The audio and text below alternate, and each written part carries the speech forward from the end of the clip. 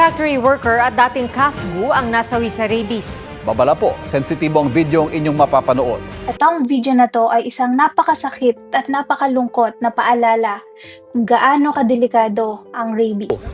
Ang rabies virus galing sa asong nakatali sa labas ng bahay ng kapatid niya sa Cavite. Nakagat si Janelo noong pang August 2024. Base sa kwento, nakagat siya last August 2024. Nagpabaksin siya ng first dose pero hindi niya natapos yung vaccine. At ngayong 2025, May 2025, pumanaw siya dahil sa rabies. At Natuklap daw noon ang kuko niya sa kamay. Ang aso naulol daw agad kaya pinatay.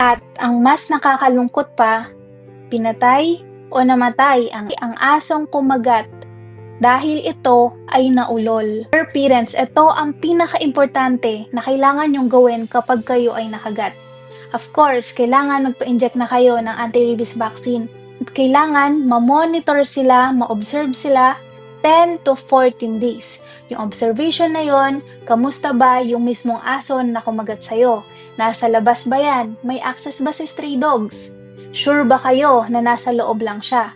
At kapag sila wala pang 3 days after sila makakagat, biglang naulol, biglang namatay, biglang merong unusual behavior, kabahan na kayo. Dahil yan ang pinakaayaw nating makitang simptomas.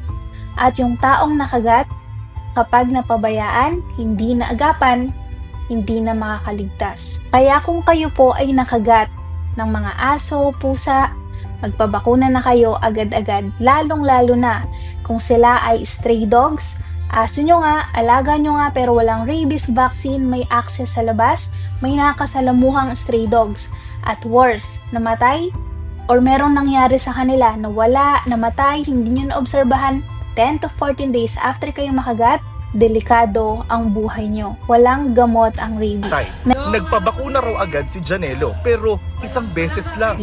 Merong type ng vaccine na i-inject sa inyo, ang pre-exposure at ang post-exposure prophylaxis vaccine.